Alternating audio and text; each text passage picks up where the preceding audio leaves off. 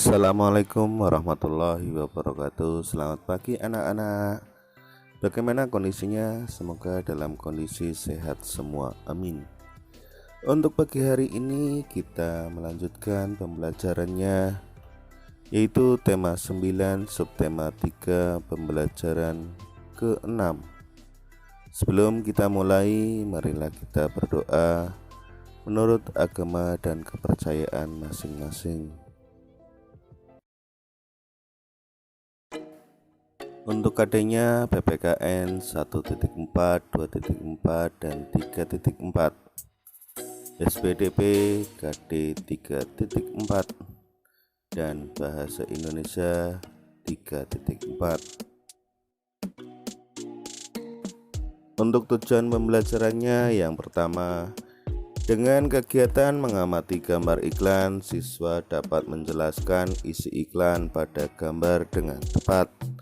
Yang kedua, dengan kegiatan berlatih mengamati iklan di media elektronik, siswa dapat membuat kesimpulan isi iklan secara visual dengan tepat. Yang ketiga, dengan kegiatan diskusi tentang kerukunan hidup, siswa dapat menuliskan akibat-akibat yang ditimbulkan jika tidak hidup rukun dengan tepat.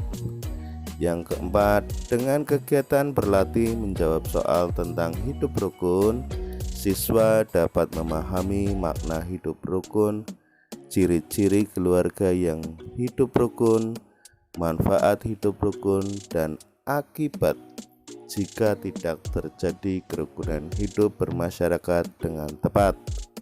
Yang kelima, dengan kegiatan membaca teks mengenal batik Indonesia, siswa dapat menjelaskan jenis-jenis dan cara membuat batik di Indonesia. Yang terakhir, dengan kegiatan berkreasi membuat batik jumputan, siswa dapat membuat batik jumputan dengan tepat. Ya, itulah tujuan pembelajaran untuk pagi hari ini. Dayu, Siti, Lani, dan Beni sedang asik mengerjakan tugas sekolah di rumah Edo. Mereka mencari artikel di internet dengan menggunakan komputer milik ayah Edo. Sekali ayah Edo memberikan bimbingan dan arahan dalam menggunakan internet. Tak sengaja mereka melihat ada iklan yang terpampang di halaman depan sebuah situs pendidikan. Ketika Edo, Lani, Siti, Dayu, dan Beni sedang asik mencari artikel, tiba-tiba muncul sebuah iklan. Iklan tersebut muncul saat mereka membuka situs untuk mencari artikel yang menjadi tugas sekolah mereka. Iklan apa yang muncul? Amatilah iklan yang muncul saat Edo membuka situs. Iklan yang muncul yaitu iklan tentang BPJS Kesehatan, yaitu tentang himbauan bayarlah iuran CKN atau KIS tepat waktu, maksimal tanggal 10 setiap bulan.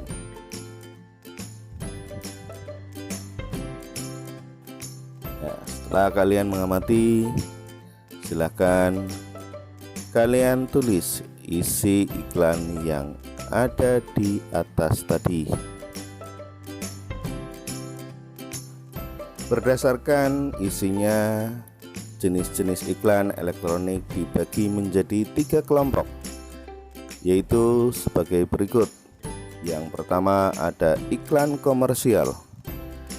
Iklan komersil adalah iklan yang menginformasikan produk barang atau jasa yang ditawarkan oleh pemasar. Yang kedua, iklan perusahaan. Iklan perusahaan adalah iklan yang menekankan pada citra perusahaan. Iklan perusahaan umumnya dirancang dengan tujuan tertentu yang dapat menguntungkan perusahaan di masa datang. Tujuan utama iklan perusahaan adalah meningkatkan citra perusahaan di mata masyarakat. Yang ketiga yaitu iklan layanan masyarakat. Iklan layanan masyarakat adalah iklan yang bertujuan untuk memberikan penjelasan atau informasi kepada masyarakat. Iklan layanan masyarakat ini biasanya dibuat oleh instansi pemerintah.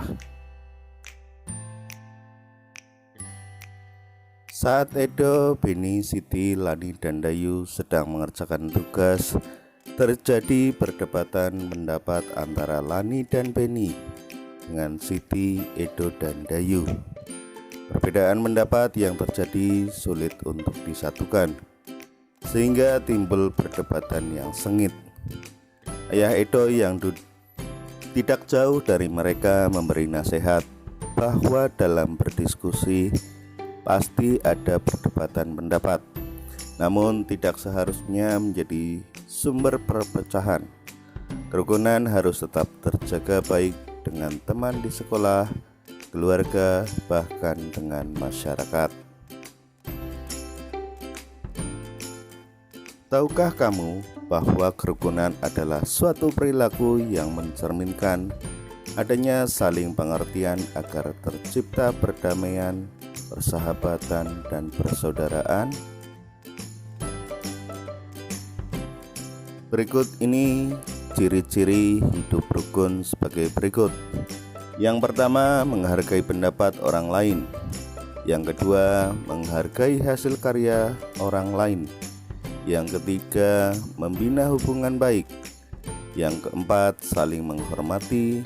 Dan yang kelima, saling menyayangi. Adapun manfaat atau pentingnya hidup rukun diantaranya sebagai berikut. Yang pertama, tidak adanya pertengkaran. Yang kedua, hidup dalam keluarga menjadi harmonis. Yang ketiga, hidup menjadi aman. Yang keempat, hidup menjadi tentram dan damai. Dan yang terakhir, memperkukuh persatuan dan kesatuan. Berikut akibat hidup tidak rukun antara lain sebagai berikut. Yang pertama, mudah terjadi pertengkaran. Yang kedua, kehidupan menjadi tidak tentram. Yang ketiga, mudah terkena hasutan orang lain. Dan yang keempat, terjadi perpecahan karena tidak adanya rasa persatuan dan kesatuan. Agar pengetahuan kamu tentang hidup rukun lebih mendalam, cobalah mengerjakan latihan berikut. Yang pertama, apakah yang dimaksud dengan kerukunan hidup? Yang kedua, bagaimana ciri-ciri keluarga yang hidup rukun? Yang ketiga, sebutkan manfaat hidup rukun. Yang keempat, sebutkan akibat yang terjadi jika tidak tercipta kerukunan hidup bermasyarakat. Edo, Siti, Lani, Dayu, dan Beni memperhatikan ayah Edo yang sedang memberikan nasihat. Pada intinya, kerukunan harus tetap dijaga meski terdapat banyak perbedaan, baik itu perbedaan suku, agama, ras, dan budaya. Ketika disinggung masalah budaya, Edo teringat tentang tugas sekolah, yaitu membuat kain batik jemputan.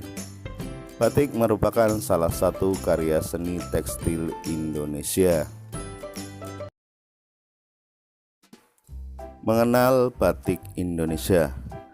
Batik di tanah air dibedakan menjadi dua, yaitu batik klasik atau batik Surakarta dan Yogyakarta, dan batik pesisir. Motif batik klasik dianggap masih asli atau belum terpengaruh budaya asing, lain dengan batik pesisir yang telah banyak terpengaruh budaya asing. Keunikan batik klasik yaitu motifnya lebih condong pada motif-motif geometris, pewarnaan yang kalem, serta lebih condong pada warna-warna gelap seperti coklat, hitam, biru tua, dan merah marun. Keunikan yang lain yaitu adanya makna simbolis yang terkandung dalam motif hias batik klasik. Makna simbolis itu kebanyakan berupa doa atau harapan yang baik-baik terhadap pemakainya. Sebagai contoh, motif grompol pada batik Yogyakarta. Motif ini digunakan oleh mempelai pengantin saat upacara pernikahan. Motif grompol berarti berkumpul atau bersatu. Adapun kandungan makna motif ini yaitu doa harapan agar rezeki, keselamatan, kesehatan, dan segala yang baik-baik berkumpul untuk mempelai berdua. Motif dengan kandungan makna serupa terdapat pada motif Sido Mukti dari Surakarta. Motif ini juga dikenakan mempelai pada upacara pernikahan. Sido berarti jadi atau terus menerus, dan mukti berarti hidup berkecukupan. Jadi kandungan makna motif Sido Mukti ialah harapan atau doa agar pengantin dapat hidup berkecukupan. Teknik pembuatan batik klasik tergolong unik. Batik klasik dibuat dengan canting tulis dan bahan perintang yang disebut malam atau lilin batik. Pada proses membatik dengan canting tulis, sebelum memulai perintangan, pola atau motif digambar terlebih dahulu di atas kain. Kemudian motif ditutup malam. Proses pemalaman dimulai dari motif paling luar yang biasanya besar. Kemudian dilanjutkan pemalaman pada isen-isen atau motif-motif kecil yang lebih rumit. Secara umum, proses pemalaman batik terdiri atas beberapa tahap sebagai berikut. Yang pertama ada nglowongi, yaitu proses pemalaman garis bidang pola terluar. Yang kedua yaitu ada nembok, merupakan proses pemalaman untuk menutup bidang pola agar tidak tercelup warna saat dilakukan pencelupan.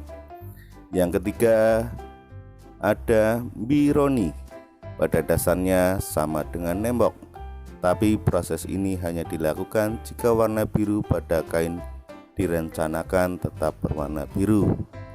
Yang terakhir ada proses nonyok, merupakan pemalaman pada bidang latar. Setelah melalui proses pemalaman, proses selanjutnya yaitu pewarnaan atau pencelupan dan ngelorot atau penghilangan malam, yang biasanya dengan cara mencelupkan ke dalam air panas atau mendidih. Batik pesisir bisa dikatakan bertolak belakang dengan batik klasik. Motif batik pesisir cenderung bersifat naturalis, menggunakan warna-warna cerah seperti merah, biru, hijau, dan jingga. Motif batik pesisir mengabaikan makna simbolis dan lebih menekankan segi keindahan motif. Selain itu, banyak ditemukan pengaruh budaya Eropa dan Cina pada motif pesisir. Sebagai contoh, motif putri salju dan motif Cinderella pada batik Pekalongan, dan motif mega mendung pada batik Cirebon. Di daerah Jambi dan Cirebon terdapat batik dengan motif kaligrafi Arab. Di Jambi, motif ini disebut motif basurek, yang berarti bersurat. Disebut demikian karena isinya merupakan penggalan surat dalam Al-Quran. Selanjutnya, dalam membatik, hal-hal yang harus diperhatikan yaitu yang pertama, menyiapkan alat dan bahan. Ada canting, ada wajan, ada kompor, ada kain, dan lain sebagainya. Kemudian langkah yang kedua yaitu membuat pola gambar pada kain. Selanjutnya yang ketiga yaitu menutup bagian gambar dengan menggunakan lilin. Langkah yang keempat yaitu menyiapkan larutan untuk merendam kain setelah dibatik. Dan yang kelima itu mencelupkan dan menghilangkan lilin. Dan yang keenam itu hasilnya sudah jadi dan dikeringkan di bawah sinar matahari. Ya, demikian pembelajaran untuk pagi hari ini. Terima kasih, semoga dapat bermanfaat untuk kalian semua. Tetap semangat meski masih belajar di rumah. Aku akhiri, wassalamualaikum warahmatullahi wabarakatuh.